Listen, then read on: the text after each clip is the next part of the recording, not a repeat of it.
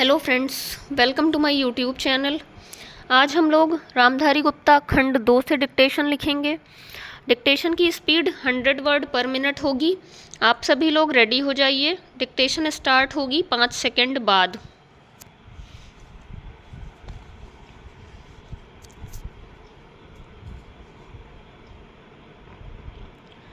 महोदय, मुझे इस बात से बड़ी प्रसन्नता है कि आप लोग जो आदिम जातियों के हित में अपने अपने तरीकों से कार्य करने में रत रहे हैं और जिन्हें आदिम जातियों की सेवा करने का प्रयास करने वालों के सामने आने वाली समस्याओं से अब तक काफ़ी परिचय हो गया है। आज इस सम्मेलन में इस विचार से समवेत हुए हैं कि इस महान समस्या पर सम्मिलित रूप से विचार किया जा सके और आदिम जातीय लोगों की सेवा के लिए एक समन्वित योजना तैयार की जा सके। भारत के संविधान ने देश की सरकार का यह अनिवार्य कर्तव्य विहित कर दिया है कि वह इस समस्या पर विशिष्ट ध्यान दें।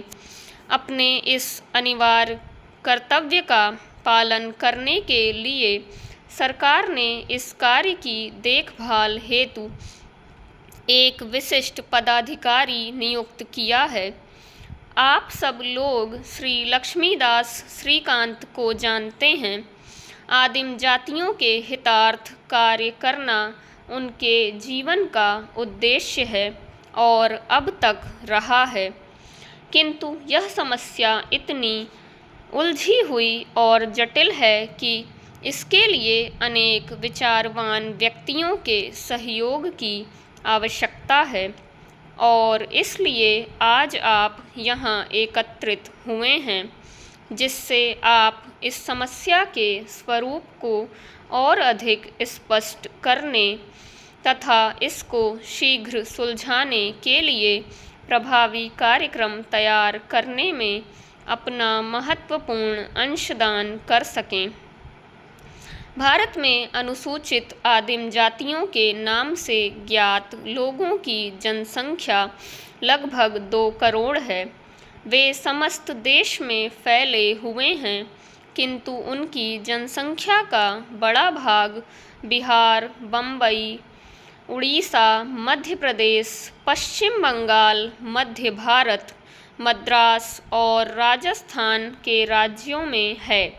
उनसे संबंधित अनेक समस्याएं हैं जिनका सहानुभूतिपूर्ण और समझबूझ से हल करना आवश्यक है।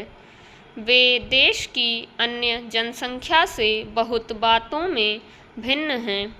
उदाहरणार्थ, उनकी भाषाएं विभिन्न हैं, उनके रीति रिवाज भिन्न हैं, उनके रहन सहन का तरीका अलग है और साधारणतया यह कहा जा सकता है कि वे इन विभेदों के कारण अन्य लोगों से सहज में ही अलग पहचाने जा सकते हैं। परस्पर भी वे लोग एक दूसरे से बहुत भिन्न हैं। विभिन्नताओं के कारण उनको समस्या को सुलझाना कठिन हो जाता है। वे देश के अनेक भागों में जंगल भरे पहाड़ी क्षेत्रों में रहते हैं और इसलिए उन तक पहुंचना सरल बात नहीं है। इस कारण भी वे समाज के अन्य लोगों से न्यूनाधिक अलग बने रहे हैं। यह स्वाभाविक है कि वे लोग शिक्षा में अन्य लोगों से पिछड़े हुए हैं और उनकी आर्थिक स्थिति भी खराब है। कुछ स्थानों में तो उन्होंने खेती बाड़ी आरंभ कर दी है, किंतु अनेक स्थानों में वे अभी स्थायी दृष्टि से कृषक नहीं हो पाए हैं।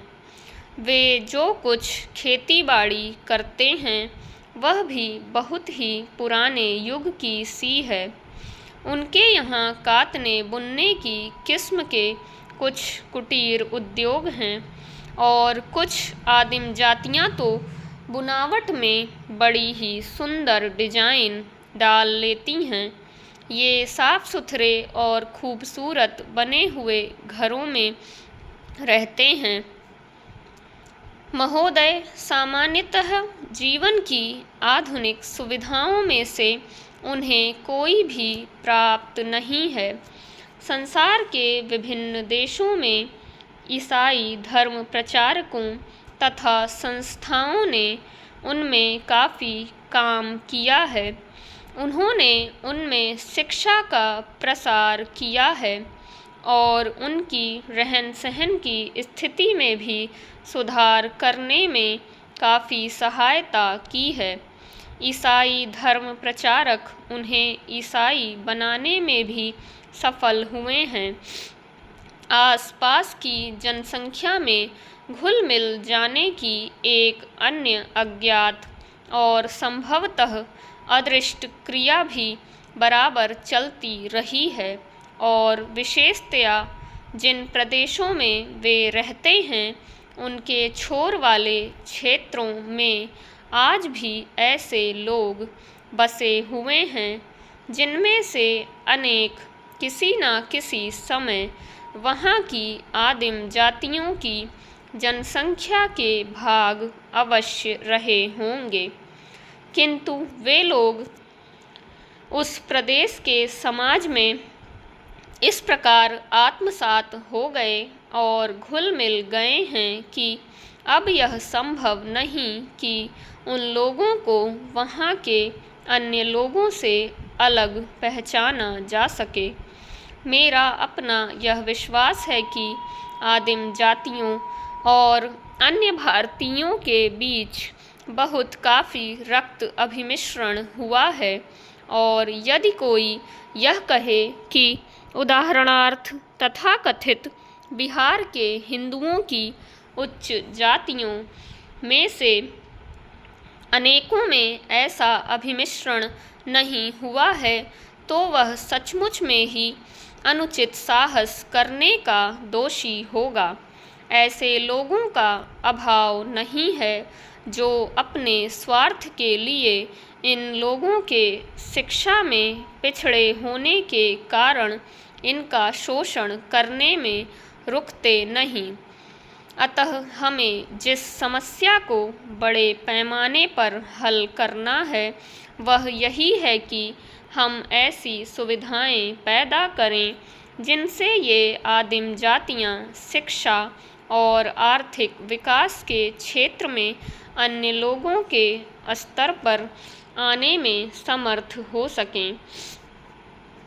प्रश्न यह उठता है कि हम उनके लिए किस प्रकार की उन्नति और प्रगति चाहते हैं। क्या यह वांछनीय नहीं है कि उन्हें ऐसी सुविधाएं प्रदान की जाएं जिनसे वे अपनी रीति रिवाजों, रहन सहन और संस्कृति को बनाए रख कर भी अपना आर्थिक और अन्य प्रकार का विकास कर सकें। चाहे जो कोई भी तरीका अपनाया जाए, एक बात तो मान ही लेनी है और हर हालत में उस पर चलना है। वह यह है कि धर्म, भाषा, रहन सहन अथवा रीति रिवाजों की दृष्टि से उन पर किसी चीज़ को लादने का विचार या अभिप्राय ना तो हो सकता है और ना होना ही चाहिए। यह बात बिल्कुल न्याय संगत नहीं हो सकती कि हम उनकी इच्छा के विरुद्ध कुछ भी उन पर लादें। मेरा अपना विचार है कि हमें उनकी शिक्षा और उनके आर्थिक जीवन में साधारण दृष्टि से सुधार के लिए उन्हें सुविधाएं प्रदान करनी चाहिए और यह बात उन पर छोड़ दी जाए कि वे अपने चारों ओर के समाज से घुल मिल जाना चाहते हैं अथवा अपना अस्तित्व बनाए रखना चाहते हैं। अपने यहाँ की रहन सहन की विभिन्नताओं के कारण भारत में आदिम जातियों के लिए इस बात के लिए पर्याप्त अवसर हैं।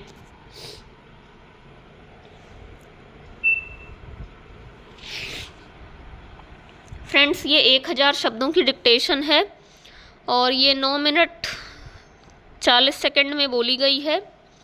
100+ स्पीड है, थोड़ा सा अराउंड 105 वर्ड पर मिनट की स्पीड है। आप लोग इस डिक्टेशन को लिखने की प्रैक्टिस करिएगा। बहुत ज़्यादा हार्ड वर्ड्स नहीं हैं इसमें, तो आप लोग इसकी प्रैक्टिस करिएगा। इसी के साथ मिलेंगे हम लोग नेक्स्ट वीडियो में। तब तक के लिए टेक केयर, बाय बाय।